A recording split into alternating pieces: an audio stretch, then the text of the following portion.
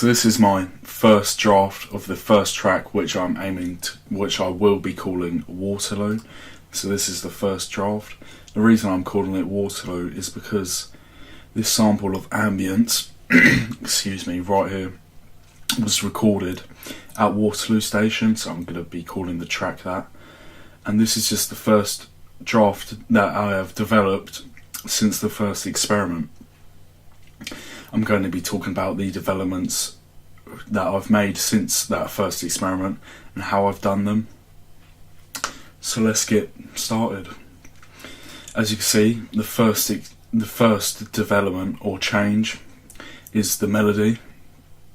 So in the in the first experiment I used a different sample, and the reason for changing the sample was I was just listening to samples on a website, going through them, and I really like this sample. It suits the genre perfectly. It's an electric guitar other than an acoustic guitar, and it really fits the genre. It's named Echoing, so it's got a lot of reverb, delay, really suits the genre. It's really similar to a sample that Lil Peep would use in one of his songs, and as you can see, it's not in audio. Once again, I've used the sampler track tool to convert it into the EXS24, just so I can really manipulate and change it however I want, just to get the sound I want, and I'll play it for you now.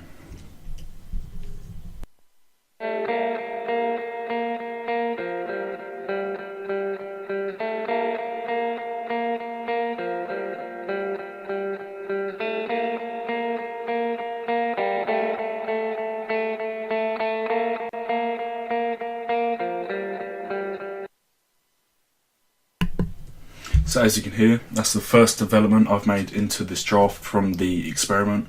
I've changed the sample. I really like this sample, just because I feel it fits the genre better, and it's a sound. It's the sound I want to achieve within my first song, and this is what it looks like, just all in MIDI format. Then for the supposed chorus, this is the section that I would like to be the chorus within my song once it's fully finished. I've changed, as you can see, the MIDI data, so this contrasts and it sounds like this.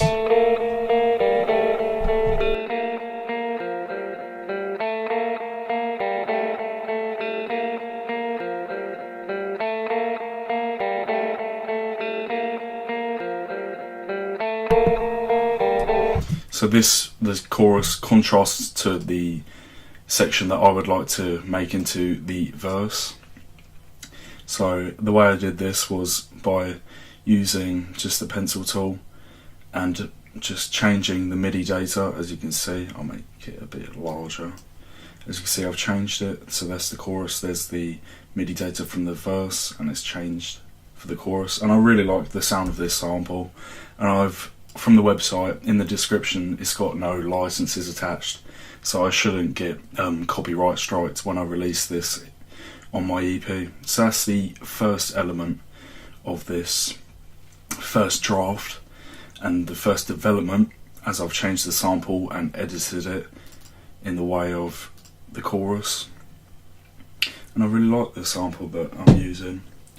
The second element within this first draft is another thing that I've added since the first experiment, and it's just this basic snare roll as a sort of little build up, and I'll play it for you. It's just a small build up into what I'll make into the chorus, and I've actually done quite a lot of mixing on this first draft as I develop it further. So on this little snare roll, I was on the Ultra Beat and looking through the acoustic snare bank and found this sound, and I thought it'd be a perfect little sound to build for a small build up. The first thing I did was boost the mid-range frequencies. Then I added a heavy amount of reverb. As you can see, I'll play it once again.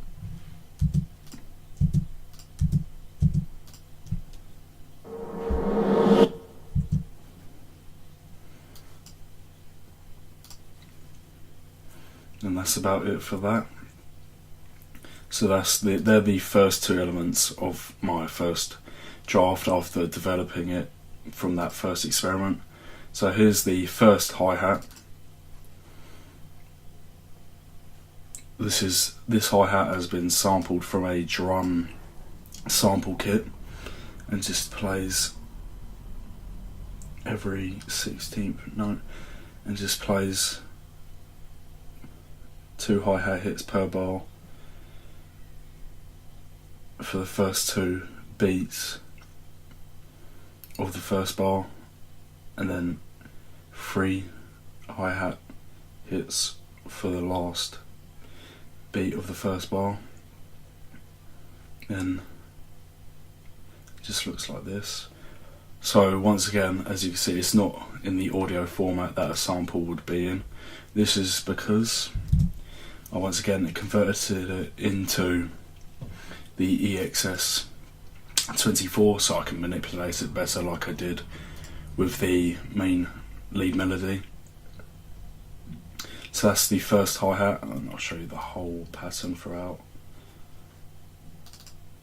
It just looks like this. It plays for the first 16 bars. That plays for the first 16 bars of this first draft. Then after this, actually, I think I mixed this as well. So yeah, I just put a low pass filter on just to get the hi-hat sounding more of a lo-fi feel, and I'll play it for you now.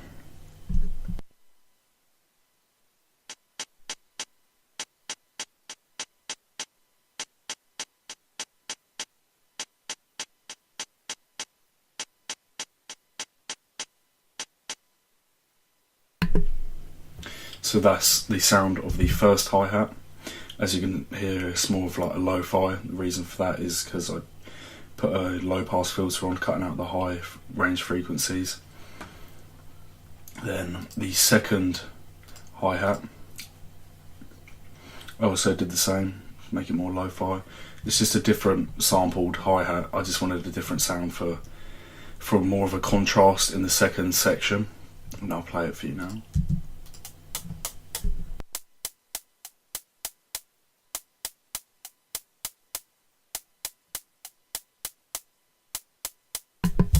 So it's the same pattern, just a completely different sound. So they're the hi-hats that I've used in this first draft of my first song. Then it's the ride cymbal.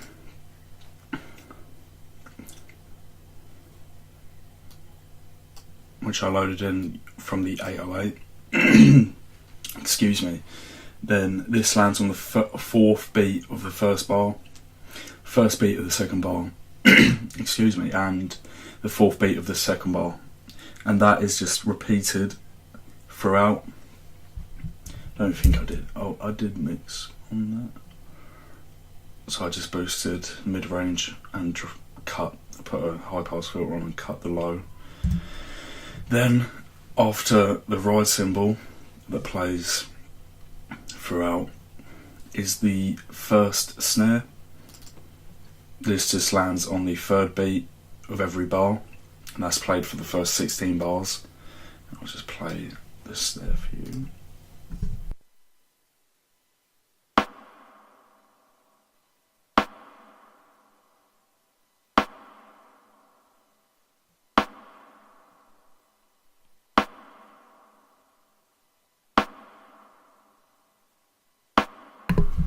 So that's the first snare.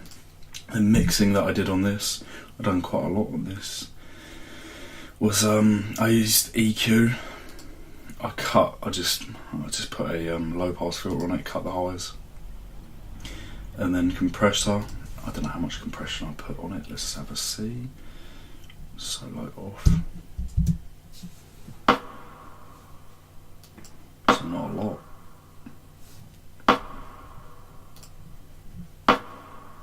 So not a lot of compression. Then bit crusher. I think I just use this to, boost the drive, so make it, and a little bit of distortion, so it sounds more of that lo-fi sound that I was trying to achieve. Then finally, I put some reverb on it. It's like quite a high amount of reverb, as you can hear. So that's the first snare. And this snare, most of the drum kit is also all sampled from a drum sample pack. So that's the first snare. And the second snare is more stock. I just added reverb once again. So less reverb, as you can see there. Quite a high amount of size. And compression. So a very small amount of compression. So I didn't really want the snare to kick through the mix that much and be one of the loudest parts of the mix. I wanted the focus of this to be the lead melody. I didn't want the snare to kick through the mix too much. So that's what's getting sampled through the EXS24. And finally, the last of the snares. Oh, I didn't go on the pattern of this one. This snare lands on the third beat of every bar from the 17th bar, from the start of the 17th bar. Then the third snare lands on the third beat, fourth beat. So of the 25th bar, it lands on the third beat, fourth beat, and on the 26th bar, it lands on the first and third beat, and that is just repeated for the last 8 bars. Let's see if I did any mix. I once again mixed on this, so bit crusher once again to get a bit of distortion, more low fidelity type feel. Then EQ, I just once again dropped the highs with the low pass filter, and compression once again. It's just a small amount of compression. So that's the last of the snares, and I'll show you what the different snares sound like now.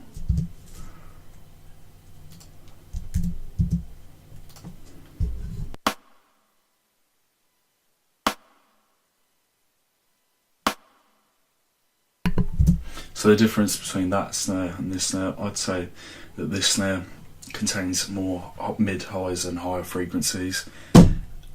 And for this snare, I'll play this.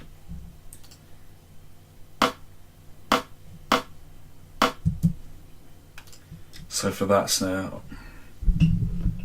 I'd say that it's more of a lo-fi feel during the chorus, contrasting to the verse and the sort of mid-late here. Oh, sorry, that was not the last snare. So there's 4 snares within this draft which has been developed. So this snare must land on the first beat of every bar, and I'll play it together. I'll just play the drum pattern alone.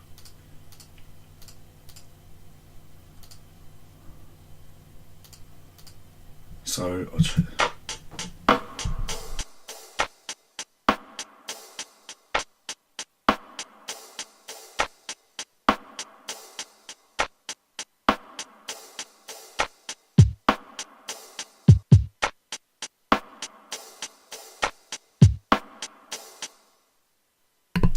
So that's what the drum pattern sounds like alone. Just solo all of this. So this snare just lands on the first beat of every bar and continues to play throughout the chorus, just skipping a bar at a time, plays on every other bar. And for this fourth and final snare within this first draft, as you can see, EQ. So I boosted some of the lows, dropped the mids and the highs, and added some compression. Just a low amount of compression once again. And that's the last of the snares. So I've developed this from the first experiment, added more snares and contrasted them quite a lot because it's 3 different snares playing at each time. Then onto the next element of this first draft is the kick drum. So the kick drum lands, this is once again a sample, so the kick drum lands on the first beat of the first bar, second beat of the second bar, first and second of the third bar, and fourth and on the first beat of the fourth bar. So this is what the kick sounds like.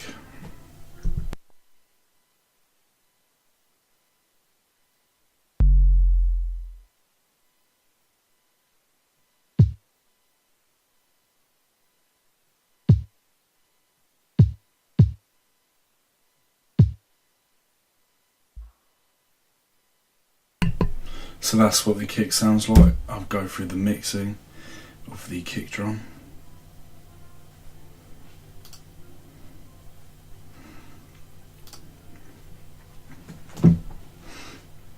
So I decided to put a low pass and high pass filter on, cutting out all the sub frequencies of the kick and boosting it around 100 Hz so it really stands out within the mix. And I decided that I would cut out all the highs because I don't want any highs on the kick. So that's really so this EQ allows the kick to really stand out within the mix. Then onto the bass. So the bass plays the F4, the bass plays F3, A3, C4, C4, A3, A3, F3, and that repeats throughout the first 16 bars and then changes in the chorus, which it plays F third octave, A third octave, C fourth octave, and F third octave. So that's what the pattern of the bass in notes is, and I'll play it again for you.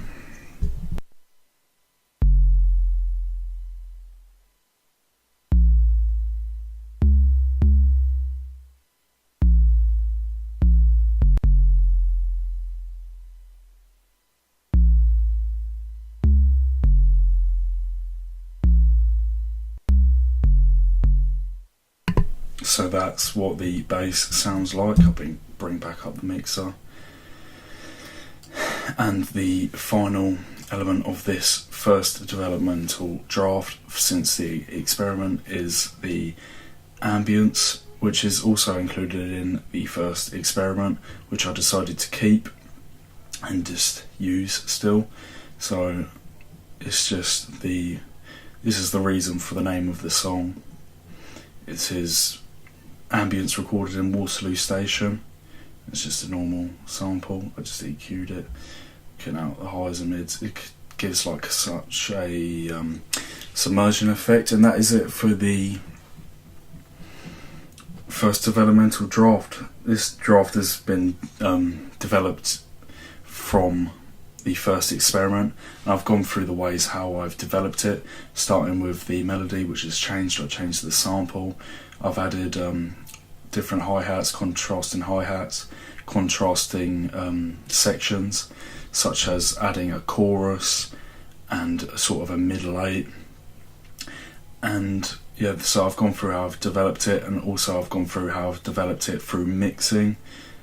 And the last thing to go through is the automation, in which I used it to slowly decline the sound going into the middle eight, which slowly inclines, then boosts right up when the chorus plays. And the ways that I will look to develop this draft in the second draft is by adding, well, I've already got a first verse and middle eight and first chorus. The ways I'll develop it, I will aim to develop it is by adding an intro, outro, second chorus and second verse. And I think that's it for this first developmental draft.